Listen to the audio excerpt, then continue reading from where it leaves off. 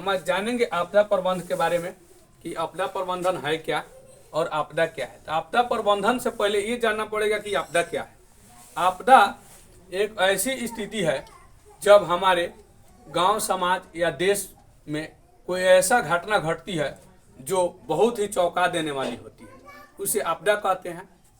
आपदा दो प्रकार की होती है, प्राकृतिक आपदा और मानव निर्मित आपदा। मानव निर्मित आपदा और प्राकृतिक आपदा दोनों आपदाओं को अलग अलग ढंग से समझते हैं। जैसे प्राकृतिक आपदा, भूकंप, ज्वालामुखी, सुनामी, बाढ़, आंधी, तूफान, इस तरह की सारी आपदाओं को प्राकृतिक आपदा कहते हैं, जो स्वतः होता है।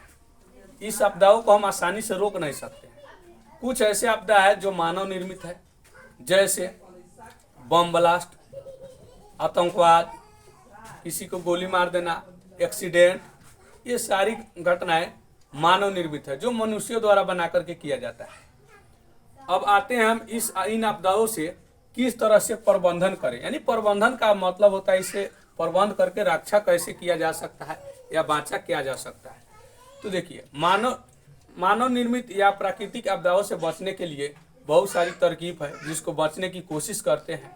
जैसे भूकंप के समय में हमें घरों में नहीं रहना चाहिए, घर से बाहर निकल कर भागना चाहिए, या अगर हम ज़्यादा अंदर है या भागने की परिस्थिति में नहीं है तो मुड़ पे तकिया रखना चाहिए, या टेबल के पैर के नीचे नुका जाना चाहिए या बैठ जाना चाहिए, या किसी कोने में जाकर शांति से खड़ा होना चाहिए।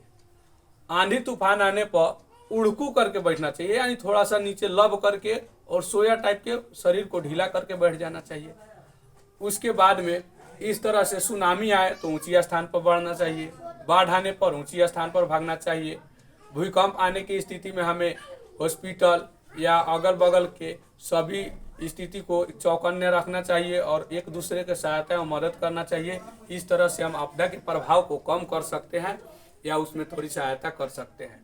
मानव निर्मित आपदा जैसे आतंकवाद, बम ब्लास्ट, ऐसे घटनाओं को सरकार या सामाजिक कुछ संगठनों द्वारा रोका जा सकता है, जिसको कम करने की कोशिश की जा सकती है। अगर कम ना हो पा रही है, एकाएक कोई घटना घट जाती है, तो सिर्फ उसी तरह से, यानी कि हम संगठन बनाकर या एक दूसरे को किसी तरह अस्पताल में पहुंचाकर समय से, या वहाँ के देखभाल करके, वहाँ के स्थानीय लोगों से समझ करके उसका रक्षा कर सकते हैं, सहायता पहुंचा सकते हैं।